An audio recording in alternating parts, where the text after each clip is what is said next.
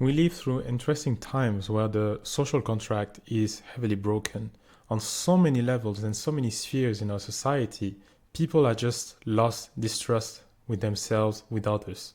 We see it in the dating scene where men don't approach women as much anymore and where women don't feel as safe anymore around men. We see it in a corporate as well, in corporate job when Gen Z, younger generations just don't believe anymore in the dream that was sold to them that the millennials have bought themselves into. On the political spectrum, on the political scene, people don't seem to be interested to change their lives and to change the lives of others collectively. It's only being done by force. We have become so desensitized to everything that we are so scared to go see ourselves, each other, on the street or in public places.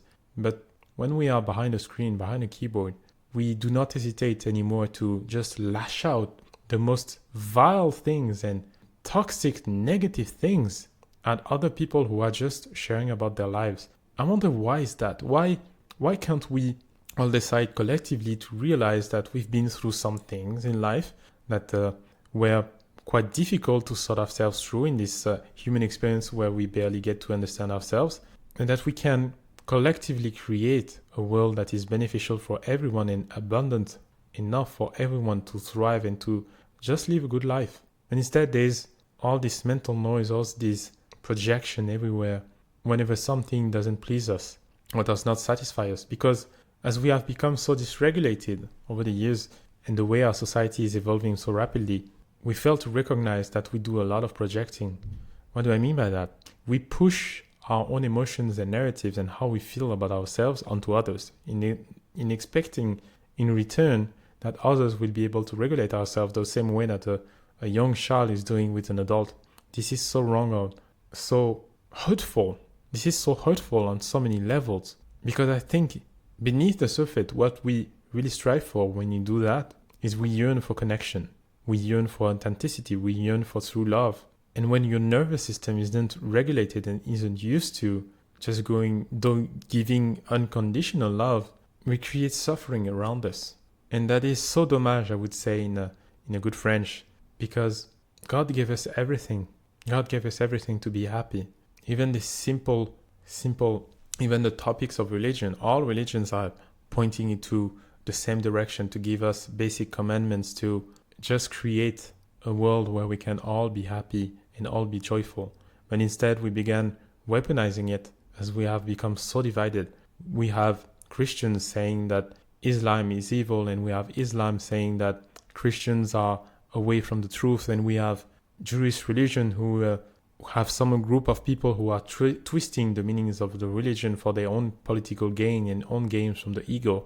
All I see in this person, in these people, are a lack of actual power. They believe that they get power by murdering thousands, if not millions of people, by removing them from the face of the earth, while true power resides in understanding and being caring from one another and loving, helping one another instead of stomping and erasing people just for what? Dollars? How utterly insane have we become with ourselves by just thinking it was okay to commit such atrocities?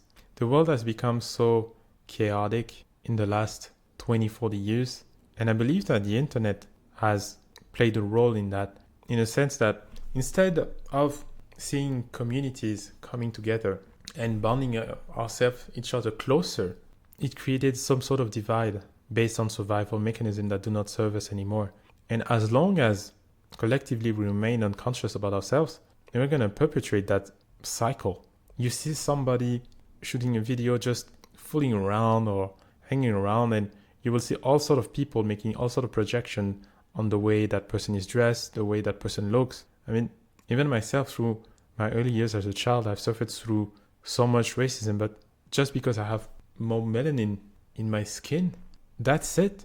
How divided are we, and how do we keep engaging into these illusions of separation to make ourselves feel good about ourselves?